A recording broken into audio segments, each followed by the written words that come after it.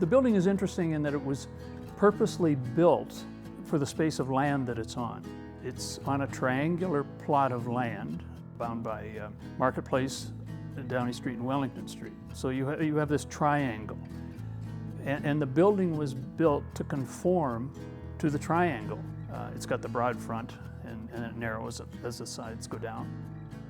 When it was built at the turn of the century in 1900, it more than satisfied the needs of the community, needs of the municipality in terms of city business.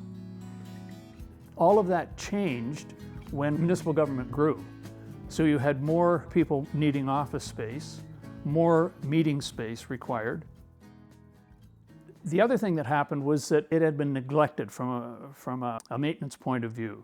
When the roof started to leak and the heating system had been let go, so there were problems with heating, a lot of problems with ventilation, no cooling other than window shakers for air conditioning units. There was no central air conditioning. So a lot of these things were coming together and people were saying, look, do we really, really want to spend any money on this? And if we do, how much is it going to take? Would it not be better just to knock it down and either go somewhere else or put up a new municipal building in the same spot? What complicated matters a little bit more was that councils routinely changed. They had an election every year and there could be as many as 6 new councillors, or aldermen as they called them back then. So they didn't come in with the same interests as the 6 who left, and then they had to reacquaint themselves bring themselves up to speed on where the whole issue stood. So there was a learning curve going on continually. There didn't seem to be a will at the time to spend money on the building. Get a business block or something, or get a hotel, get a big name hotel. That was one of the big things because Stratford was a tourist town, and of course all the merchants were saying, yeah, we need downtown tourists. We're losing customers to these malls out on the outskirts of the city. But there were seemingly an endless number of developers who were showing an interest in coming in and developing. And then the city said, okay, well, if we're going to tear down the city hall, we want the development to be all of Market Square, not just the city hall. We want the area behind all the way to Marketplace. And there was one plan that called for the rebuilding of all the shops along Marketplace. So there were all kinds of different ideas floated, and they all took time for people to come and make their presentations. And then the developers would find that there's too much red tape here, there's too much opposition, we're losing interest. The municipality would have studies, and they'd bring in architects and they'd do a study on the building. And most of these studies would say, structurally, the bones are pretty good. It needs some work. They would disagree a little bit sometimes on whether they thought it had artistic or architectural merit. But as far as the building, it was basically a fairly sound building.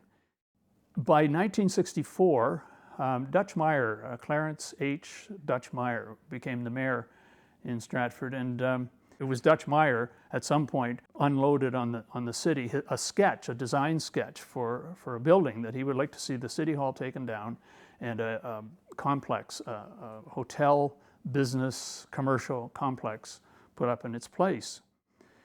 And I think it was about then that some people realized, boy, this building could be going. It maybe its life is endangered. And some people stepped up, in particular 7 women.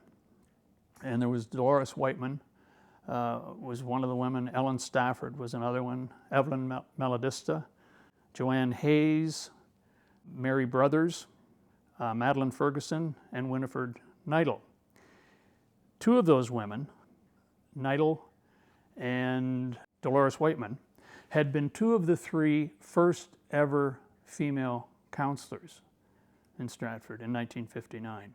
The 7 women, you might ask, well, what brought them together? And I'm not entirely sure, but I can tell you that they were all involved in something. Madeline Ferguson was involved in trying to save a library in Guelph. But all of them had served on boards, had served on committees, whether it was Board of Education, architectural boards, history club sort of thing. They had various backgrounds, but they all had involved themselves. So they were activists, I guess. Every one of them was born outside Stratford. And I think I have a bit of a theory about this, and I think that when people come to a town, they come to a town for a reason. Sometimes it's business, but if they come in retirement and they come of their own volition, they come because it's a neat town in some ways. It has a nice river, it has a nice park system, it has maybe, just maybe, it's got some nice historical buildings. And we, who have been in the town forever, tend to take those things for granted, and we look more for the practical of how do we deal with these buildings in a practical sense. And I can't tell you how many people say to me, you know, that City Hall is just marvelous. Who in the world has got a City Hall like that? Well, the answer is nobody has, and we almost didn't.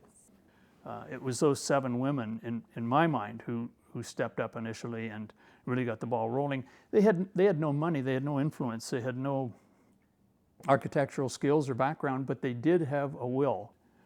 I think if they hadn't have come together, I wouldn't guarantee that the City Hall would have been saved, because they gathered parishioners, if you will, along the way, and they had a petition, and they had people sign petitions, and they formed the Save the City Hall Committee. They were fortunate in having an ally on council, namely Dave Bradshaw. He was a lovable character, but boy, he wasn't afraid to stand up on a soapbox and let people know where he stood. But he gave them a louder voice, and then he would work on the council as well. And these councilors, if you look at it year by year by year, and the changes, some of them changed their minds. The other thing that happened too, and this ties in with Dave Bradshaw, is that he traveled a lot for his business. He traveled a lot in Europe. He saw what repurposing had been done with old buildings in Europe. He saw how people took squares and turned them into pedestrian squares, and had cafes, and had umbrellas, and had trees, and maybe some water features. And he saw that, and he could see that the square behind City Hall was just the perfect place for it. City Hall is just full of stories. It's just packed with stories, all the various events through the years that happened in that building. And to have the building there that you can look at and say, yeah, but that's where this took place. People look at City Hall now and they don't think too much about the auditorium, other than there's a public meeting there, because there are so many other places in Stratford that can be used for a concert hall. But at one time, the students at the normal school, from about 1923 on, they presented Shakespearean plays. And they'd have a 2-night run at City Hall. So you had those plays. You had plays were put on by drama societies other than the normal school, the little theater groups, a myriad of concert choirs, all ages, church groups. It was a big deal to have concerts in the City Hall. When dukes and princesses and politicians, including the Prime Minister, would come to town, that's where they went to City Hall. They went to the auditorium. When the shops, when they were officially opened in February of 1909, the big dinner, the big welcome, the bunting on the front of City Hall, it was all at City Hall. When sports teams came back after winning championships, they'd be taken to City Hall. It truly was a people place, and I think that's what the women fought for. They said, look, this is not only in the center of our town, it is the center of our community. It was the heartbeat, and they refused to let the politicians cut the heart out of the city.